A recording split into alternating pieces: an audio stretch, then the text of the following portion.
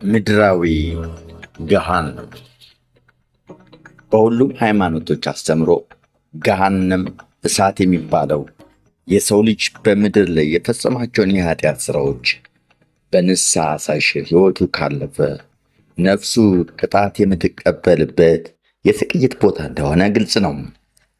ያም ሆኖ ግን በነቢብ ከሚታወቀው ከዚህ የከፉ ሰዎች እስራት ቦታ ብዙ እጥፍ የበረቱ ማሰቃዮች በምድራዊ አምባገነን መንግስታት ተዘጋጅተው ተቃዋሚዎቻቸውን ለሐቅ የሚቆሙ ጋዜጠኞችን በሐሳብ የለዩዋቸውን በአጠቃላይ የዓይናቸው ቀለም ያላማራቸውን ዜጎች የምድር ፍዳ ሲያስቆጥሩ እንደነበር ከተረጋገጡ የታሪክ ገጾች አንብበናል።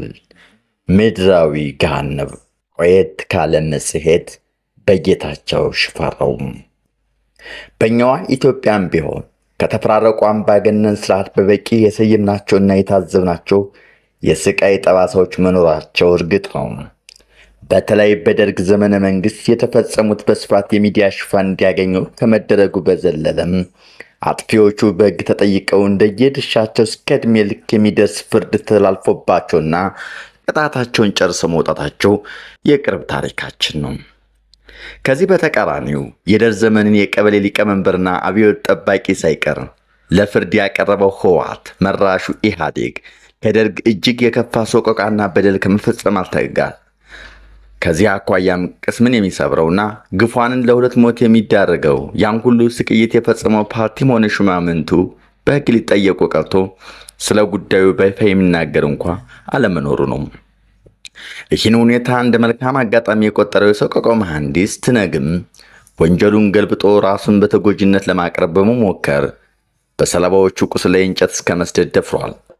ኢህአዴግ የተካው ብልጽግናም ቢሆን ለፖለቲካ ፍጆታ ይጠቅሙኛል ያላቸውን በማዕከላዊና አዲስ አበባ በሚገኙ የተወሰኑ ማሰቃያ ጉሮኖች ከተፈጸሙት ውስጥ ጥቂቱን ብቻ ጨልፎ በሚዲያ ጫጫኸ እንጂ በመላ አገሪቱ የተፈጸሙ የከፋ ሰቆቃዎችን እንዳላይ አልፎ ፋይሉን ዘግቶታል።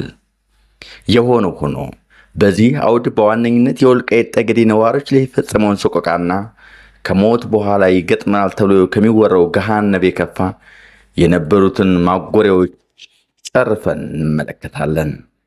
ሰቆቃ በተራራዎች ስፍራ። በ2013 ዓ.ም አንድ ታዋቂ ሰው በወልቃይት ጠገዴ ነዋሪዎች ላይ ከ40 ዓመት በላይ የተፈጸመውን በደል ይፋ እንዲወጣ የተለያዩ የአካባቢ ነዋሪዎችን ቃለ መጠይቅ የሚያደርጉ ባለሙያዎች አፈላልጎ ይልካል። እነዚህ ባለሙያዎችም እየተዘዋወሩ ቃለ መጠይቅ ማድረግ ሲጀምሩ በሰው ልጅ ይሆናል ተብሎ የማይታሰብ ስቅይት ስለመፈጸሙ የሚያመላክቱ መረጃዎች እያለቀሱ ከሚናገሩ ከራሳቸው ከሰለባዎችና ከቤተሰቦቻቸው ያደምጣሉ። በሰሙት ነገር እጅግ በማዘናቸውም የእንባ ጎርፍ ሳያስቡት ያጠቀልቃቸዋል። ምክንያቱም በወቅቱ አንዳቸውም እዚህ ኢትዮጵያ ወልቃይት ጠገዴ ውስጥ እንዲህ ያለ ገሃነም ይኖራል ብለው ፈጽመው አልገመቱም። ሁሉም ቃለ መጠይቅ ያደረጉላቸው ሰዎች ያወሩት ስለ ዝናቸውና በተለምዶ ገሃነም ተብሎ ስለሚጠራው የትነግ እስር ቤት ነበረ። ትነግ በርካታ ንጹሃን ያጎረባቸው እነዚህ አሰቃቂ እስር ቤቶች የጅምላ መቃብሮችም እንዲዘጉ አድርጎ መስራት የጀመረው ገና ወልቃይት ጠገዴን ከረገጠበት ከ1974 ዓመተ ምህረት ጀምሮ እንደሆነ ከ4 ኪሎ ከተባረረ በኋላ የወጡ መረጃዎች አስረግጠዋል። እስር ቤቶቹ እንዲሰሩ ያደረገው ደግሞ የማንነት ጥያቄ በማንሳታቸው በጅምላ ባፈሳቸው በራሳቸው በታሳሪዎች ነው። እነዚህ ግፏን አማራጭ ስላልነበራቸው ፍጻሜውን ለማያውቁት ዓመታት በቁማቸው የሚቀበሩበት ጠባብ የምድር ውስጥ የእስር ክፍሎች ወደ ታች ቆፍረውና ድንጋይ ፈልጠው ከስሩ በኋላ ለተራዘመ ጊዜ መማቀቃቸው ነው። በእስር ቤቱ በወልቃይት ጠገዴ ጠለምትና ድርቃያ ወረዳዎች መካከል ቃሌማ ሸለቆ አካባቢ የሚገኝ እጅግ ሞቃታማ ቦታ ነው። አካባቢው በተራሮች የተከበበ ከመሆኑ ባሻገር አየር ንብረት አንጻር ሕዝብ የሚኖርበት አይደለም። ለዚህም ነው ትነግ በወረራ ከያዛቸው እነዚህ አካባቢዎች ንጹሃን እያፈነ ወስዶ በሕይወት ሊወጡ ወደማይችሉበት ገሃነም መክተቱ የቀለለው። ከመሃል የአማራ ወረዳዎችም አላፍት ንጹሃን ተወስደው ደብዛቸው እንዲጠፋ የተደረገው በዚህ የምድሩ ሲኦል ነው። ለዚህ ደግሞ የጎንደሩን አባት እንደ ንስራቸው አግማሴን ጨምሮ በሺህ የሚቆጠሩ ንጹሃን ስም ዝርዝር በማሳየነት መጥቀስ ይቻላል። በእርግጥ ይህ በሰንሰለታማ ተራሮች ውስጥ የተሰራ እስር ቤት ከንጹሃን ዜጎች በተጨማሪ የኢህአፓ የኢዲዩና ሌሎች የትነግ ተቃዋሚ ፓርቲ መሪዎች ሁሉ አባላት የተሰቃዩበትና በጅምላ የተቀበሩበት ለመሆኑ ማስረጃዎች በገፍ ተገኝተዋል። እስር ቤቱም በአንድ ግቢ ያለ ሳይሆን በሰንሰለታማ ተራሮች መሃል ባለ በረሃ ውስጥ የሚገኝ ሰፊ ቦታ ላይ የተሰራ ነው። የጅምላ መቃብሮችም በእነዚህ አካባቢዎች በብዛት መኖራቸው ይታወቃል። አብዛኛው የእስር ክፍሎች መሬት ውስጥ ተቆፍሮ ሲሰሩ፣ የተቀሩት ደግሞ በተፈለጠና በተፈለፈለ ድንጋይ ላይ የተሰሩ ናቸው። አንዷ ጠባብ እስር ቤት እስከ 12 ሰዎች ይታጎሩባታል። ክፍሎቹ መሬት ተቆፍሮ በመሰረታቸውና ንጽህናቸው የማይጠበቅ በመሆኑ የአካባቢው ሰው ዱቅዱቂት ብሎ የሚጠራውን የትል ዝርያ በስፋት እንዲራባባት አመችቷል። እስረኞቹም ፈጽሞ ራሳቸውን መከላከል በማይችሉበት ሁኔታ በእነዚህ ትሎች ስጋቸው ተተልትሎ ለማመን የሚከብድ እጅግ የከፋ ስቃይ ይደርስባቸው ነበር። ይህ ክስተት ለትነግልል በቅምጤው እንደምን የሚያስረግጠው ደግሞ አልፎ አልፎ በትሎቹ ተበልተው የታመሙና ሊድኑ የማይችሉ መሆኑን ካወቁት ውስጥ የተወሰኑትን ለመቀጣጫ በሚል ወደ ህብረተሰቡ እንዲቀላቀሉ ያደርግ የነበረ መሆኑ ነው።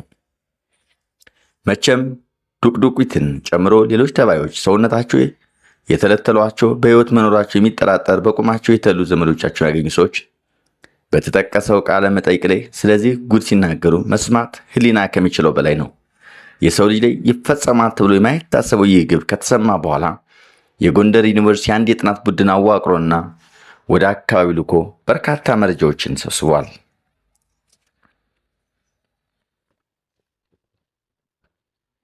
ሰለባዎችም ሆነ ቤተሰቦቻቸውን አነጋግሮ ምድራዊ ገሃነም በምስል ጭምር አስደግፎ አሳይቶናል።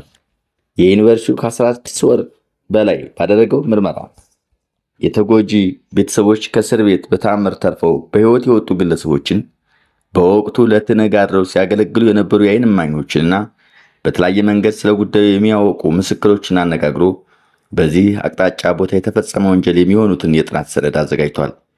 በጥናቱ እንዳረጋገጠውም ከእስር ቤቱ እጅግ በጣም ጠባብ ቢሆንም የማምለጥ ዕድል የሚገኘው ለግዳጅ ስራ በተለይ ተጨማሪ የምድርና የዋሻ ክፍሎች ለመስራት ሲወጡ ወይም የጅምላ መቃብርን እንዲፈሩ ሲታዘዙ አሊያም ትል ሰውነት ቦዳርሶት ሊሞት የደረሰ ሰውን ተሸክማችሁ ወንዝ ላይ ጣሉ በሚባልበት ወቅት ብቻ ነው። በነገራችን ላይ ይህ የሰቆቃ ታሪክ በቅርቡ በመጽሐፍ መልክ ተሰናድቶ እንደሚመጣ ሰምቻለሁ። የሆነ ሆኖ በጥናቱ ቃላቸውን ከሰጡ ምስክሮች መሃል አንድ የ76 ዓመት ሽማግሌ ይገኙበታል። እኚህ ሰው ለአስከፊውም የገሃነም እስር የተዳረጉት ትነግ በ1976 ዓ.ም ወልቃይት ውስጥ ህዝብን ሰብስቦ ሲቀሰቅስ እናንተ የትግሬ እንጂ የአማራ ነፃ አውጪ አይደላችሁም፣ ወደ መጣችሁበት ተመለሱ በማለታቸው በሌሊት ታፍነው ከተወሰዱ በኋላ ነው። አዛውንቱ በተለያዩ አደገኛ እስር ቤቶች እየተዘዋወሩ እንዲሰቃዩ ተደርጓል።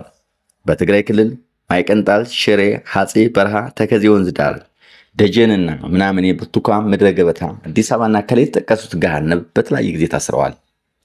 ጥናቱን ላካሄዱ ባለሙያዎች ሲናገሩም ሁሉም የጭካኔ እስር ቤቶች ቢሆኑም ከገሃነም ይበልጥ ግን የለም ብለዋል። ደደቢት ከሚገኘው ከተከዜው ፀሐይ በረሃ እና ባዶ 6 ከሚባለው የደጀን እስር ቤቶች አንጻርም ገሃነም በአስከፊነት ወደር የማይገኝለት መሆኑን መስክረዋል። በጣም የሚገርመው ደግሞ ሁሉም እስረኛ ቆይተው ይለያይ እንጂ ገሃነም ገብቶ ስቃዩ እንዲቀምስ መደረጉ ባልተጻፈ ሕግ የተጣለ ግዴታ መሆኑ ነው። የትነግን ጫፍ የወጣ ሰይጣናዊ ድርጊት የሚያስረግጠው ጉፋኑ የምድር ፍዳቸውን የሚበሉበትን የእስር ክፍሎች በግዳጅ ማሰራቱ ብቻ አይደለም። በአንድ ጊዜ በርካታ ሰዎች ላይ ስለሚፈጽመው እርሽናም የጅምላ መቃብር እንዲቆፈር የሚያደርገው በሞት ሊቀጣቸው በወሰነባቸው ምስኪኖች መሆኑም ጭምር ነው። እዚህ ላይ በሙቀትና በበሽታ በጠባቡ እስር ቤት የሚሞተው እስረኛ ቁጥር የትየለለ እንደሆነ ቃለ መጠይቆችና ጥናቶች አመላክተዋል። የሚደርስባቸውን ሰቆቃ መቋቋም አቅቷቸው ባገኙት ትንሽ ክፍተት ራሳቸውን ያጠፉትም ሆነ የትነግን ወታደር የሚያበሳጭ ነገር ተናግረው በደም ፍላት በጥይት እንዲገድላቸው ያደረጉት እስረኞች ቁጥርም ቀላል እንዳልነበረ መረጃዎቹ ያሳያሉ። የጅምላ እስር ቤትና የቀብር አማራጭ ትነግ በዚህ በበረሃ ካስቆፈራቸው እስር ቤቶችና የጅምላ መቃብሮች በተጨማሪ ንጹሐን የማስወግጃ ሌላ አማራጭ ይጠቀም እንደነበር ተጋልጧል። ይኸውም በክረምት ወቅት የቃሌማ ወንዝ ሲሞላ ጠብቆ በኃይል ከአካባቢው አፍኖ ያሰባሰባቸውን ሰዎች ላይ የጥይት ሩምታ ይከፍትባቸውና ወደ ወንዙ እንዲገቡ ያደርግ የነበረበት ጭካኔ ነው። በዚህም የሞተው ሆነ ያልሞተው እስከ አፈ ጢሙ በሞላው ወንዝ እስከ ወዲያኛው ይወሰዳል። የዓይን እማኞች እንዳረጋገጡ ደግሞ ዝናብ ዘንቦ ወንዝ በሞላ ቁጥር ከእስር ቤቶች ውስጥ በርካታ ታሳሪዎች አውጥተው በሩምታ ተኩስ ይረሽኑ የነበረ መሆኑ ነው። በእርግጥ ምስክሮቹ እንደተናገሩት ከክረምት ውጭ ባሉ አንዳንድ ምሽቶች ረዘም ያለ የተኩስ ድምፅ ይሰማ እንደነበረ ነው። ይህ እርምጃ ብዙውን ጊዜ የጅምላ መቃብራቸውን ሲቆፍሩ የዋሉ ንጹሐን ላይ የሚወሰድ ሊሆን እንደሚችል ይጠቁማሉ። በጥቅሉ ግን ትነግ የቃሌማ ወንዝ ሙላት እስር ቤቶችን ሆነ የጅምላ መቃብሮችን ተከቶ እንዲያገለግል ተጠቅሞበታል። ንጹህ ዜጎች በማንነታቸው ብቻ አይናቸው እያየ ጥይትና የውሃ ይበላቸዋል። የክስተት የቅርብ ጊዜው አንድ የትነግ ነውረኛ ድርጊት ያስታውሰናል። ባለፈው ዓመት ክረምት ትነግ በአማራና በአፋር ክልሎች ላይ በከፈተው ሰፊ የወረራ ዘመቻ በታጣቂዎች ላይ እጅግ አስከፊ እልቂት ይደርስባቸዋል። ይሁንና ትነግ የተዋጊዎችን አስከሬን በትላልቅ መኪናዎች እየጫነ ወደ ትግራይ አጓጉዞ ተከዜ ወንዝ ላይ ጥሎ ሲያበቃ ፎቶ ያነሳ እንደነበር በወቅቱ በምስል የተደገፉ መረጃዎች ሾልከው መውጣታቸው ይታወቃል። እናም ቡድኑ ብዙም ሳይቆይ ይህን ጸያፍ ድርጊቱ እንደገና ገልብጦ ንጹሐን የትግራይ ተወላጆች በጅምላ እየተገደሉ አስከሬናቸው ወንዝ ላይ እየጣለ ነው የሚል ሰፊ የሐሰት ፕሮፓጋንዳ በደጋፊዎቹ ምዕራባውያን ሚዲያዎች በኩል ሲነዛ ታዝበናል። ከዚህም አኳያ ወደ እነዚህ ነውረኛ ድርጊት የገባው ገሃነብ ተብሎ የሚታወቀው የማሰቃያ እስር ቤታቸው ውስጥ በጉፋን ላይ ይፈጽመው ከነበረው ልምድ በመነሳት እንደሆነ መገመቱ ሕሊና ላለው ሰው እጅግ ቀላል ነው። የጭፍጨፎ ተሳታፊዎች የወልቃይት ጠገዴ ሰቲት ሁመራ ዞን በቅርቡ ትነግ አካባቢውን በኃይል ከወረረበት ወቅት ጀምሮ ንጹሐን ላይ በተፈጸመው የዘር ፍጅት ላይ የተሳተፉ ወንጀለኞችን በተመለከተ መረጃ እያሰባሰበ ነው። እስካሁንም በሺ የሚቆጠር የስም ዝርዝሮች እንደደረሱ ከዞኑ የተገኙ መረጃዎች ያሳያሉ። በእርግጥ አስተዳዳሩ አካባቢውን ከተረከበ ጀምሮ ከጸጥታና ከልማት ስራ ይልቅ የሚበዛውን ጊዜ በወሰደበት ቤተሰቦቻቸው ለዓመታት የጠፉባቸው ሰዎች አቤቱታ መመልከቱ ነው። በቅርቡ የተጀመረው ወንጀለኞችን ለፍርድ ለማቅረብ የማጣራት ስራን ተከትሎ ደግሞ በየመንደሩ ቤተሰቦቻቸው የተገደሉባቸው በትነግ አመራሮችም ሆነ ታጣቂዎች የታፈኑ ሴቶች፣ የተደፈሩ ሴቶች፣ ታፍነው የጠፉ ግለሰቦች፣ የተገረፉና የመሳሰሉት ሰቆቃዎች የደረሰባቸው ንጹሐን ዜጎች በተመለከተም በርካታ አቤቱታና ጥቆማ እየቀረበ መሆኑ ተሰምቷል።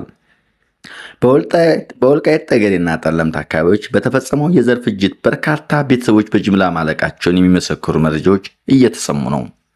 ለምሳሌ ከጎንደር ዩኒቨርሲቲ የጥናት ቡድን ግኝት በኋላ አንድ አባትና 3 ልጆች ከአንድ የጅምላ መቃብር አጽናቸው ወጥቷል።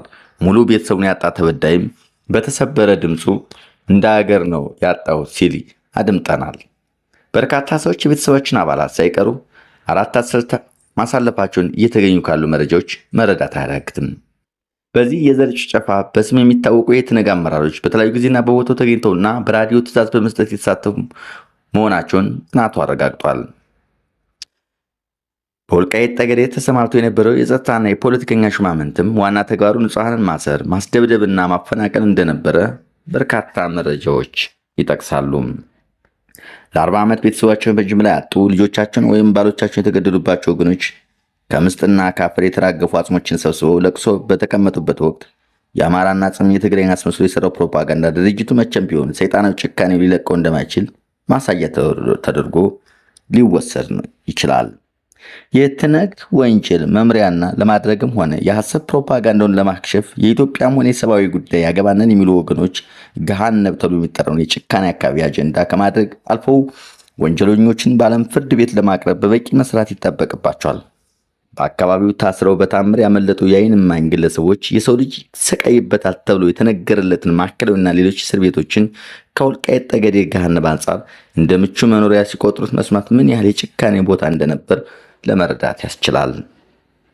እናም ይህን የምድር ገሃነብ ለኢትዮጵያውያን ማሳወቅ፣ ወንጀለኞችን ለሕግ ማቅረብና የዘር ጭፍጨፋው እንዳይደገም አስተማሪ በሆነ መልኩ መቋጨት የመንግስት የሰብአዊ መብት ተቋማት፣ የሚዲያዎችና በአጠቃላይ የሰብአዊ ጉዳይ ያገባናል የሚሉ ሁሉ ከሞራል የመነጨ ግዴታ ኃላፊነት እንዳለባቸው ሊገነዘቡ ይገባል። ሰላም ለሀገራችን።